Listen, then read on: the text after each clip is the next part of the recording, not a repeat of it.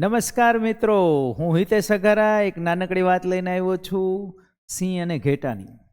એકવાર જંગલમાં ઘેટાનું ટોળું અને બકરીના ટોળાના સરદાર જઈ રહ્યા હતા.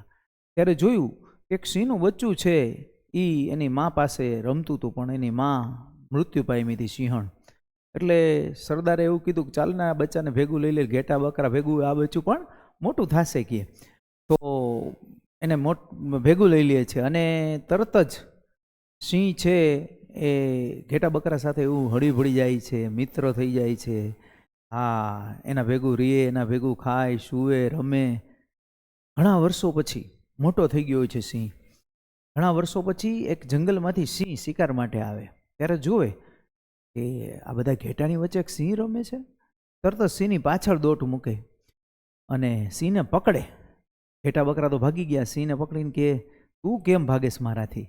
એટલે સિંહ કે, જે ઓલું સિંહ હતો એ કે તમે સિંહ રાજા અને હું ઘેટું. અરે તું ઘેટું નથી, તું તો સિંહ છો સિંહ.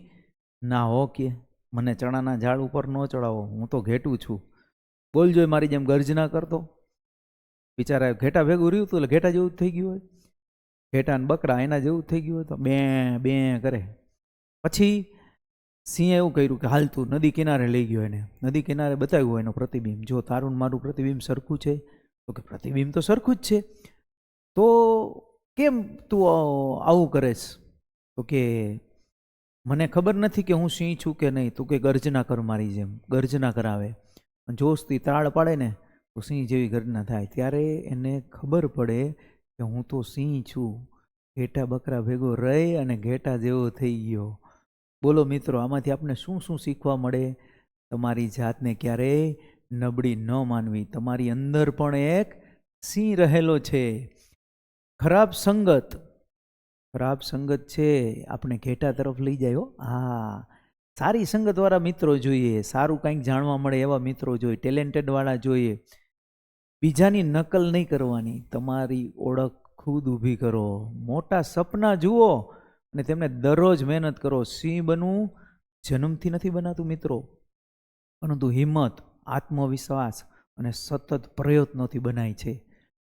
વિદ્યાર્થી મિત્રો, તમારી અંદર એક સિંહ અથવા સિંહણ સૂતી છે, તેને જગાડો. મને નથી આવડતું, એના બદલે હું જરૂર કરી શકીશ એવા આત્મવિશ્વાસથી કામ કરો. બરાબર ને?